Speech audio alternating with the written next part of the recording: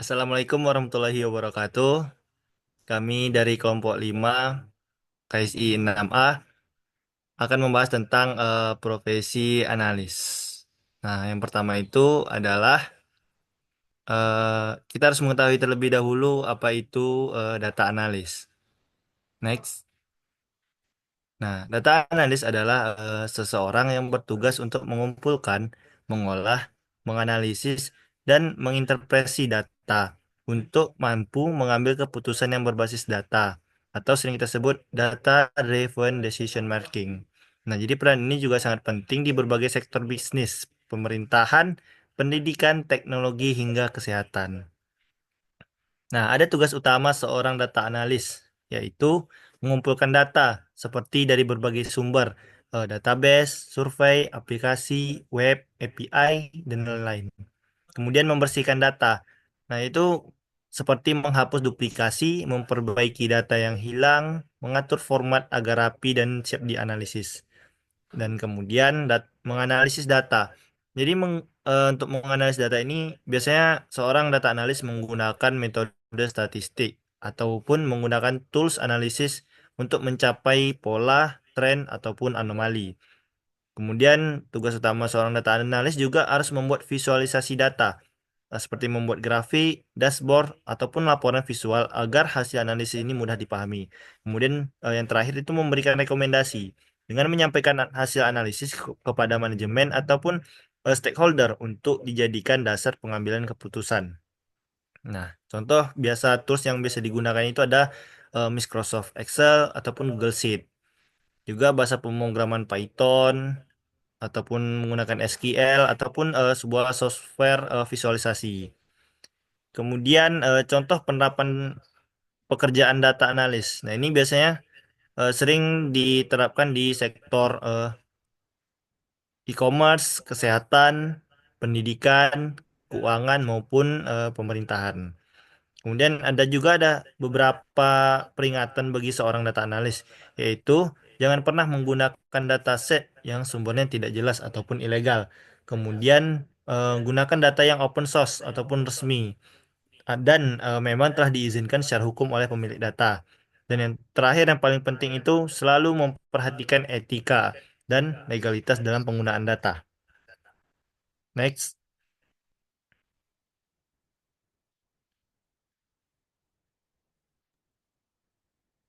Baiklah, kita akan lanjut ke bidang data analis dalam konteks black market.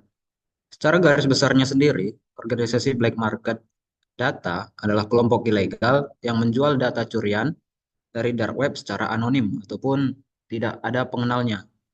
Aktivitasnya dapat kita lihat seperti jual beli data pribadi, tools hacking, ransomware, phishing, dan seperti serangan siber lainnya. Data analis yang dijual pada black market ini resiko terlibat jika menyalahgunakan akses data, baik secara langsung maupun tidak langsung. Sehingga ketika etika profesi menjadi hal yang sangat penting dalam data analis. Dapat kita lihat ada beberapa contoh layanan yang disediakan dari black market yang berpotensi penyebaran hasil curian data analis seperti jual data pribadi, di mana ini akan menyediakan atau membeli data sensitif seperti KTP, email, password, dan akun bank yang telah dicuri untuk berbagai kejahatan digital. Kemudian adanya ransomware atau spyware. Nah, ini menginfeksi perangkat korban untuk mencuci data atau mencuri data, atau dapat memantau aktivitas pengguna diam-diam atau spyware, lalu dijadikan sebagai bahan untuk meminta tebusan. Kemudian ada juga penjualan tool hacking, di mana ini menyediakan alat-alat bantu untuk meretas sebuah sistem. Terus ada phishing atau pencurian identitas, di mana kita akan menipu korban agar memberikan data pribadi secara sukarela ataupun terpaksa. Dan yang terakhir adanya DDoS service atau serangan cyber secara sewaan, di mana di dalam black market ini konteksnya menyediakan layanan serangan DDoS atau disebut sebagai distributed denial of service, berbayar tentunya untuk melumpuhkan situs web atau sistem pesaing secara sementara. Oleh sebab itu, kira-kira apa aja gunanya data analis yang dijual di black market ini akan dilanjutkan oleh teman saya.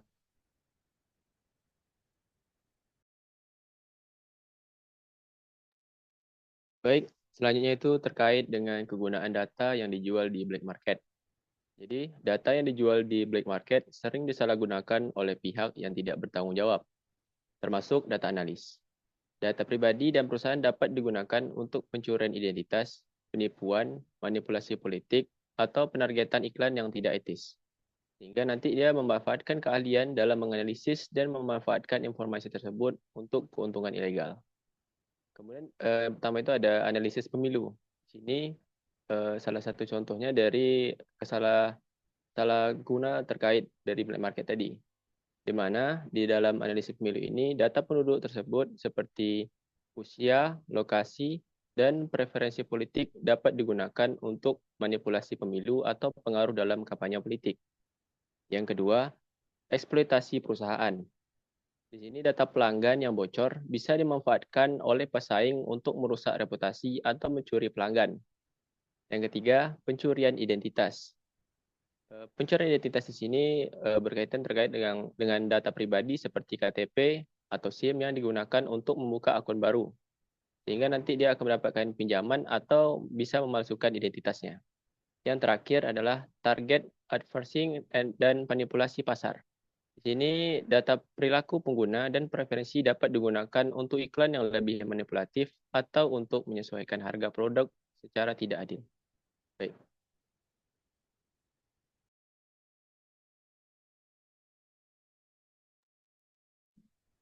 Baik, selanjutnya konsep dasar organisasi black market data.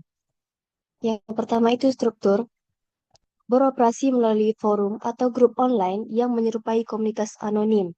Yang kedua itu keanggotaan. Transaksi dilakukan menggunakan cryptocurrency seperti Bitcoin atau Monero untuk menjaga anonimitas. Yang ketiga itu etika. Memiliki aturan internal seperti larangan terhadap sesama hacker untuk menjaga integritas komunitas. Yang terakhir itu struktur organisasi. Langgar berbasis forum, channel, atau grup rahasia, Telegram, IRC, dan Discord, dan dark web forum. Baik, selanjutnya kita akan membahas tentang konsep organisasi data analis secara resmi.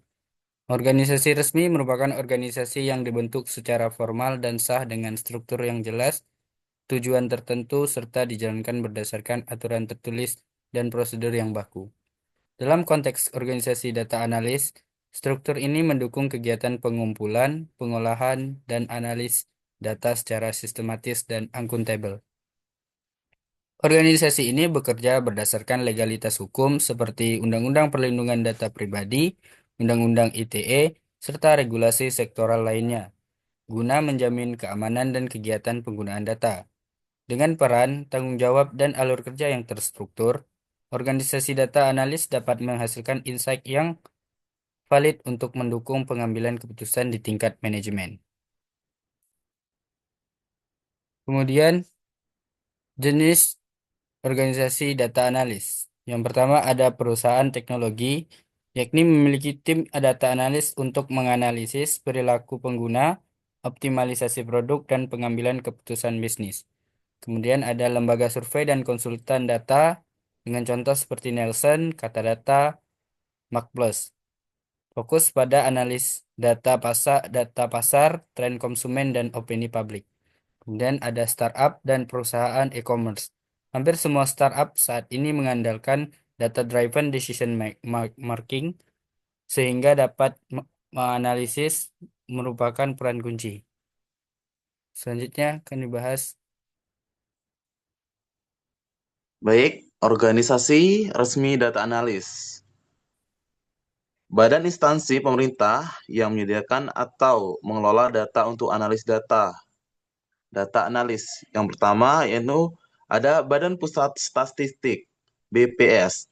Kementerian Komunikasi dan Informatika, disebut dengan Kominfo. Yang ketiga ada Badan Cyber dan Sandi Negara, BSN, dan Badan Pengajian dan Penerapan Teknologi, BPPT. Dan yang terakhir yakni ada Badan Informasi Geospasial atau disebut dengan BIG. Baik, selanjutnya contoh organisasi. organis organisasi swasta. Lembaga, lembaga ini memiliki peran inti dalam mengumpulkan, mengelola, dan menganalisis data sebagai dasar pembuatan kebijakan publik. Pertama ada kata data .co.id, media riset dan analisis data ekonomi, politik, dan sosial di Indonesia. Kemudian ada Rock Morgan Indonesia, menyediakan analis perilaku konsumen dan opini publik. Kemudian ada Mark Plus Insight, unit riset dari Mark Plus yang fokus pada data pemasaran dan bisnis. Oke, Bi, sekian dari presentasi kami. Lebih dan kurang mohon maaf. Kelompok 5 kami pamit undur diri. Saya Ahmad Adin di sana dengan kelompok Hidayatul Ramadan, Irfan Sazali, Mia Sodi Ginting, Ona Tulio, Muhammad Syafiq Fikri, dan Ona Mazura. Sekian, terima kasih. Assalamualaikum warahmatullahi wabarakatuh.